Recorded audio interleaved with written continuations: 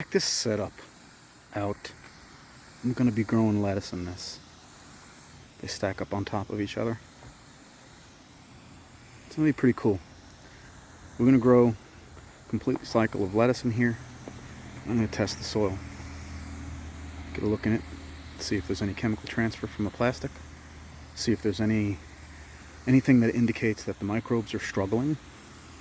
We'll probably do an examine while we're growing as well, just so I can get a good feel for what's happening. The soil that's in here is already living. It's already been scoped. We already know that it's full of life. It's teeming with microbes. Thank you, Jeff. I've got some lettuce starts that I want to put in. You know, it's going to be really cool. Another cool experiment over here at Creedmoor's place. Going to go ahead and top it off. We always put the most fertile soil down on the bottom. And then I put this soil right here, which is just basically bare soil with no nutrients in it. Well, you know, it's full of carbon, of course. It's got a little bit of perlite in there, because we want to hang on to some moisture. And that's about it. There's no real true amendment of nutrient in here, other than, you know, whatever sugars were shared from the plants that grew in this media. But, you know, the other stuff has some compost in it. Has a little bit of garden tone and lots of microbes. So yeah, so basically what I want to do is I want to run this up to the top line on these little pails. Once I get it up to the top line, I'll go ahead and I'll start dropping my plants into it. It's going to settle some, you know, so if I have to add more soil, I'll do it before the lettuce really gets full.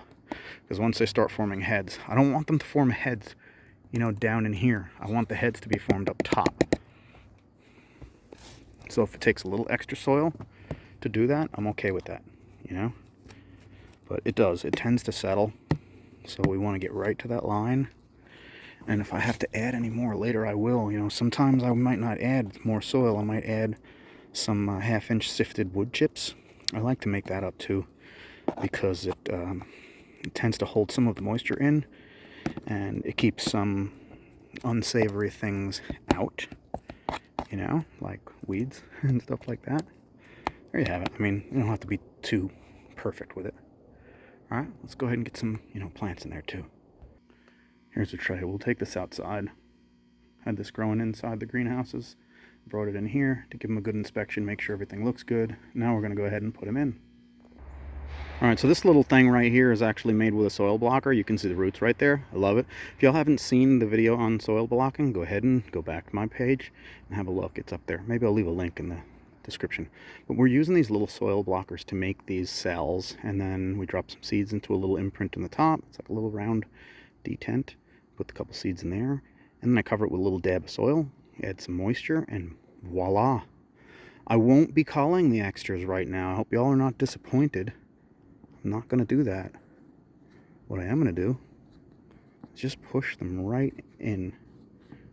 Okay? You can see why I like to be a little bit low now.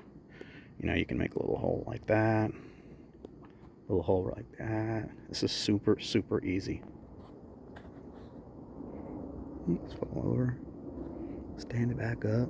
They want to act like they're delicate, but they're really not. They'll be fine. Just keep them above soil. Nah, be easier with a second hand. Okay, there you go. Doesn't take much. You can even shove it over to the middle more. Not that easy doing when you're holding the camera. Here's one by itself. Look at that, just a little lonely one. Don't have to do much to that one. Just put it right in there. All right, let's go ahead. Another hole, another hole, another hole. One more, and number 12. Okay, and one by one, we're just going to go right down the list. Just drop it right in.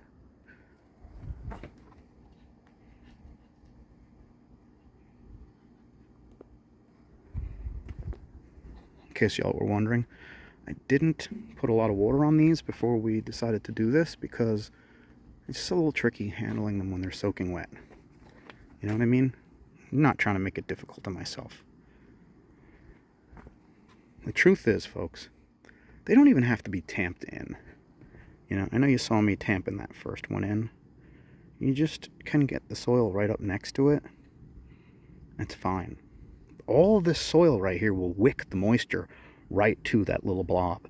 And all of those roots will come right out of that little cell, and they'll start to travel right into this soil all the way to the edges and boundaries of it. So let's keep going. We're only doing lettuce today. We're not going to do this Swiss chard or the broccoli. That's going to happen later.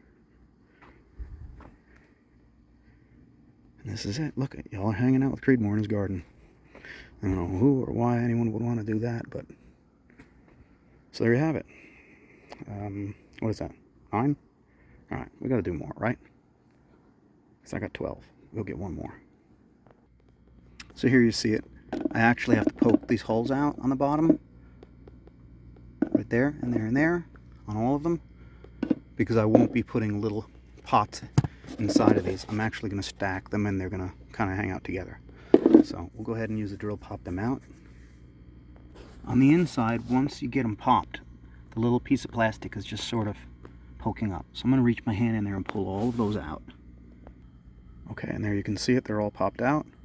Don't actually have to drill them out. You just turn the drill on and, you know, just for a split second and apply some pressure, and it basically pops.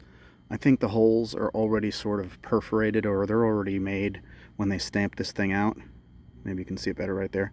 So you just apply a little pressure and boom, it pops right out. So I don't want to leave them in there with my soil. I'm not a big fan of leaving microplastics anywhere where my soil and where the microbes are. So let's go ahead and load it up with some fertility and put some plants in it. I'll make my batches of soil up in the cement mixer. And then, you know, we just use a little scoopy thing. It's pretty simple. Believe me, it's a lot easier when you're not trying to hold the camera. But I think I can pull it off. It's like a one-handed gig, you know? I do it inside this lid, flipped over, because it spills. And once I get a whole bunch of spill here, I can just turn the lid over and it can go back where it came from.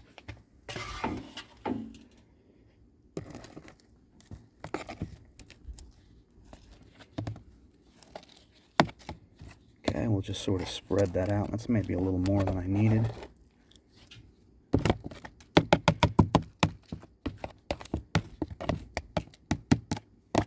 And then, y'all saw me watering it before. I'm going to do that again. And the reason I do this is because I don't want to have to really soak it down later on. Plus, this is the stuff that's really, really got the life in it. So I'm going to go ahead and treat the life with some moisture so that it can start to get better acquainted with itself. If there's any spores from root fungi in here, which there certainly is, they're going to reassociate themselves with my plants. This is a lettuce, so you know, fundamentally it could actually be compliant. Give it a try, see if your lettuce is, and that's about it. Okay, now we'll get some regular soil for the top of that. It doesn't have fertilizer in it. It doesn't have the compost or you know, any other type of time reacting fertilizer like Espoma brand. That's the one that I usually suggest people use.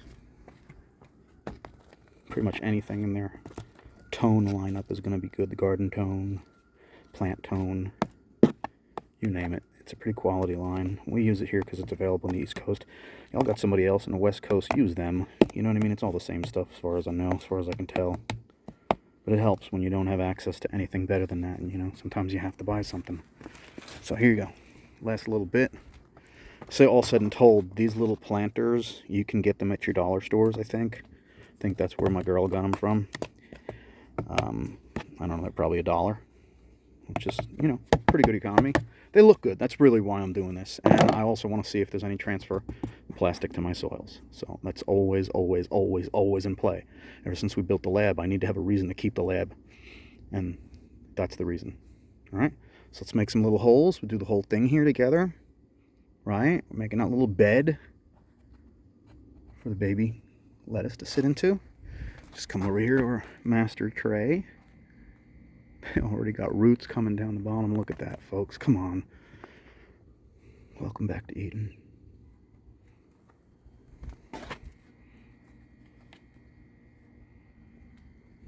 Yeah, everybody has roots.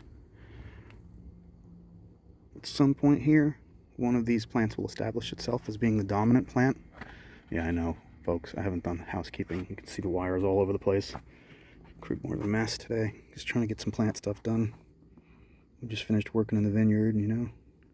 Come out here and I want to take care of these babies before too much time passes. I got to keep them growing and happy when it's still cool out. Alright, so there they are. They're in there, you know. There's no chips here. This is all what we make with wood chips. Alright? And what I like about these planters is I can concentrate my watering efforts to this area right here because the soil will absorb that moisture and hold it. It will move through the soil and make its way to here. And each time after that I water, it'll be easier and easier and easier to water. So the two soils will match. Now, I can say that we have continuity already because the seed germination soil is the same soil as is right here. Okay? The soil beneath it is also seed germination soil, but it has a little extra fertility to it in the way of, like I said earlier, the compost and a little bit of garden tone. So there you go. We're going to go ahead and water that in the center the same way we did before. This is the type of sprayer I like to use. It's been with me a few years. I broke the trigger a while ago. Pumps on top. And that's it. You know, we can water up pretty close with it. It's handy. This is really great in the greenhouses too. When I can't water underneath the plant, I can just use that little wand to extend it. Let that soak in. Go over here and take care of some of these. Oh, look at that. We didn't even tuck them in. Come on, y'all. Creedmoor's got to get his act together. He's trying to do too much too quick. Right? Tuck them in. Those of you that think that you have to really tamp them into place, tell me why you think you need to tamp them into place in the comments. It's okay. I tamp too, so you're not going to catch any HE double hockey sticks from me over it. I do normally tamp. But this is supposed to be a minimally invasive experiment, okay? So we're not doing much tamping here.